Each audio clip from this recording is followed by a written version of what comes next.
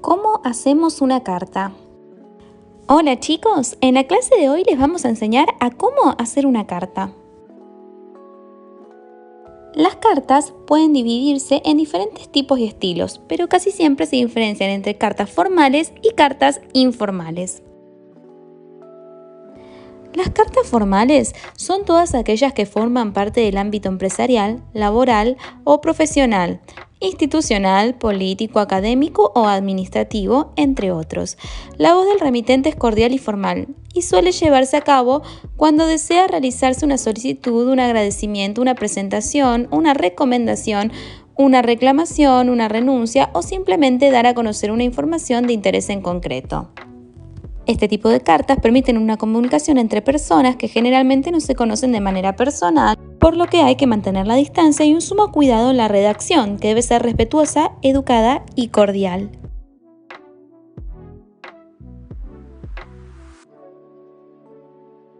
Las cartas informales son aquellas que se dirige a una persona de confianza, familiares, amigos, pareja, etc. El lenguaje que se utiliza en este tipo de cartas es mucho más cálido, amigable y coloquial, puesto que el contexto es íntimo. En las cartas informales o coloquiales, el remitente y el destinatario mantienen lazos más estrechos, por lo que el concepto de carta, el lenguaje, es mucho más abierto y variado. Dentro de las cartas informales encontramos las de cumpleaños, de duelo, agradecimiento y felicitaciones. Como nosotros hoy vamos a trabajar con una carta formal, veremos sus partes.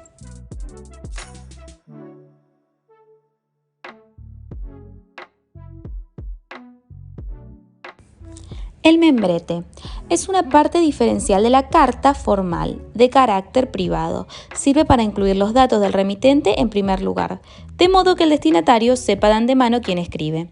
Estos datos deben situarse en la parte superior izquierda y deben incluir como mínimo el nombre de la empresa o persona, la dirección, el teléfono y el correo electrónico. Destinatario. En muchas ocasiones, sobre todo en el ámbito empresarial, es importante añadir los datos del destinatario, a fin de que la carta llegue a la persona correcta. Para ello se recomienda seguir el estilo francés, en el cual se pondrá el nombre de la persona a la que se dirige la carta, su cargo e incluso la empresa, seguida de la dirección a la que se dirige dicha carta. La fecha debe ubicarse en la parte superior de la carta al lado derecho, justo por debajo del destinatario. La fórmula habitual es empezar con el nombre de la ciudad o población desde la que se escribe la carta, seguido del día, el mes y el año. Encabezamiento. Para aplicar cortesía, respeto y un tratamiento adecuado, es importante que aparezca el encabezamiento en la carta, es decir, la parte con la que se dará inicio al texto. Los más comunes de utilizar son estimado o estimada, distinguido, señor o excelentísimo, que puede abreviarse. Cualquier rango de tratamiento puede incluir distintas formas protocolarias de cortesía, pero la norma principal es ser respetuoso, educado y cordial a la hora de dirigirse al destinatario.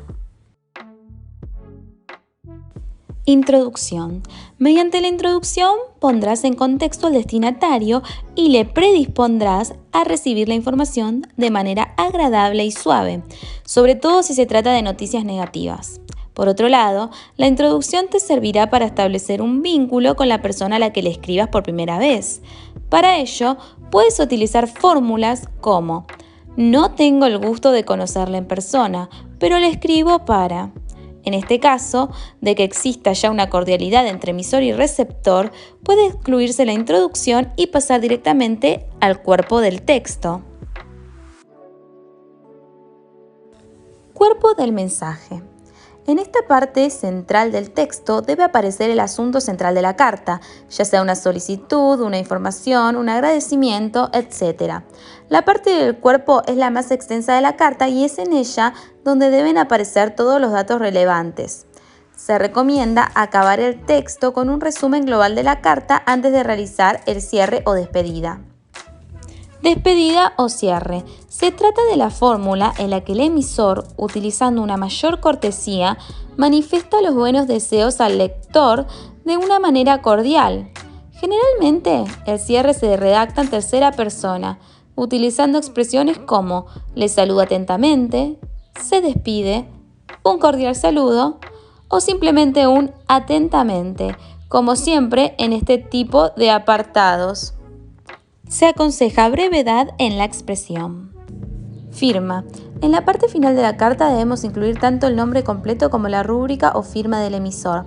Además, si la carta es de ámbito laboral, profesional, académico, institucional o administrativo, también puede incluirse el cargo de la persona que emite la carta. La firma irá precedida de la abreviatura FDO, que significa firmado, y 2 puntos. Ahora, ¿te animás a que hagamos una carta todos juntos?